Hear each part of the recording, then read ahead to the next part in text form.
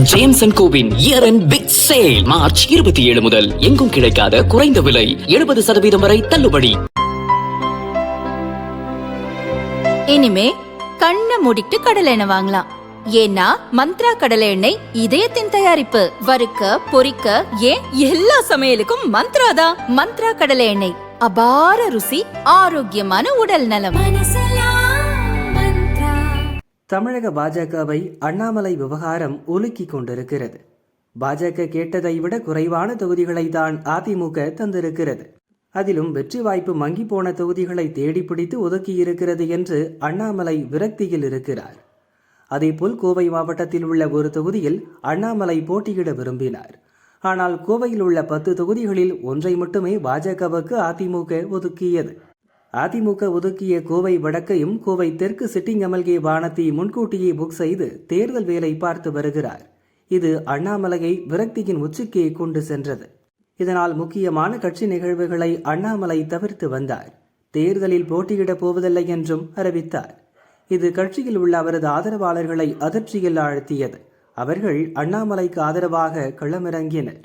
அண்ணாமலை அன்பு கூட்டம் என்ற பெயரில் அண்ணாமலைக்கு சீட் கொடுக்க வேண்டும், கோவையில் ஒதுக்க வேண்டும் என்று தொடர்ந்து வலியுறுத்தி வருகின்றனர். இது பாஜக தலைமைக்கு புதிய குடைச்சலை கொடுத்தது. அண்ணாமலை கட்சிக்கே பலம். அவர் போட்டியிட்டால் அது கூடுதல் பலம் என்று கருதும் பாஜக மேலிடம் அவரை சமாதானம் செய்யும் முயற்சியில் இறங்கியது. இதன் தொடர்ச்சியாகத்தான் புதுச்சேரியில் பிரச்சாரம் செய்து கொண்டிருந்த அண்ணாமலையை அவசரமாக கமலாலயம் வர வைத்து ஆலோசித்தார் தமிழக பாஜக தேர்தல் பொறுப்பாளர் பியூஷ் கோயல். அப்போது கண்டிப்பாக தேர்தலில் போட்டியிட வேண்டும் என்று நிர்பந்தித்துள்ளார். அதற்கு அண்ணாமலை மறுப்பு தெரிவித்தார். உங்கள் விருப்பப்படி கோவையில் கூட போட்டியிடுங்கள் என்று கோயல் கூறியதற்கும் திட்டவட்டமாக மறுத்துவிட்டார். இந்த நிலையில் பல பக்கங்களிலிருந்தும் தேர்தலில் போட்டியிட வேண்டும் என்று அண்ணாமலைக்கு நெருக்கடி வந்த நிலையில் அவரது மனநிலையில் முக்கிய மாற்றம் ஏற்பட்டிருப்பதாக தகவல் வெளியாகியுள்ளது. அதாவது சட்டசபை தேர்தலில் போட்டியிட அண்ணாமலை ஒப்புக்கொண்டு விட்டார். ஆனால் கோவை மாவட்டத்தில் தான் போட்டியிடுவேன், அதுவும் கோவை பார்லிமெண்ட் தொகுதிக்குள் வரும் சட்டசபை தொகுதிகளில் ஏதாவது ஒன்றை தந்தால் போட்டியிடுவேன் என்று கூறியிருக்கிறார். கட்சி ஏற்கனவே பரிந்துரைத்த மொடக்குறிச்சி, திருப்பூர் தெற்கில் போட்டியிட முடியாது.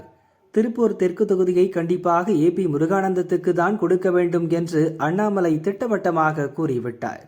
அண்ணாமலை போட்டியிட சம்மதம் தெரிவித்திருப்பது அவரது ஆதரவாளர்களுக்கு மகிழ்ச்சியை கொடுத்திருக்கிறது. அதே நேரம் அவரது கண்டிஷன் மேலிடத்துக்கு புதிய தலைவலியை கொடுத்திருக்கிறதா? காரணம், கோவை லோக்சபா தொகுதியை பொறுத்தவரை அதில் மொத்தம் 7 சட்டசபை தொகுதிகள் உள்ளன. அதாவது கோவை வடக்கு, கோவை தெற்கு, சூலூர், கவுண்டம்பாளையம், சிங்காநல்லூர், பல்லடம் ஆகிய தொகுதிகள் இருக்கின்றன. இவற்றில்தான் ஏதாவது ஒன்றில் போட்டியிட அண்ணாமலை சம்மதித்துள்ளார். ஆனால் இதில் கோவை வடக்கு மட்டுமே பாஜகவுக்கு அதிமுக ஒதுக்கி இருக்கிறது. மற்ற 6 தொகுதிகளிலும் அதிமுகவை களம் காண்கிறது. பாஜகவுக்கு ஒதுக்கப்பட்ட கோவை வடக்கு தொகுதியையும் வானதி கேட்டிருக்கிறார். தேர்தல் வேலையும் செய்து வருகிறார்.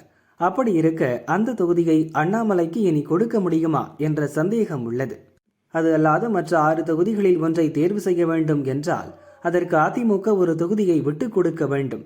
ஏற்கனவே வேட்பாளர்களை அறிவித்திருக்கும் பழனிசாமி இனி பாஜகவுக்கு ஒரு சீட்டை மாற்றி கொடுப்பாரா என்ற கேள்வியும் இருக்கிறது. தேர்தலில் போட்டியிட அண்ணாமலை ஓகே சொன்னாலும் அவரது கண்டிஷனால் சிக்கல் நீடிக்கவே செய்கிறது. இதை அதிமுகவுடன் பேசி முடிக்க பாஜக முயற்சி செய்து வருகிறது.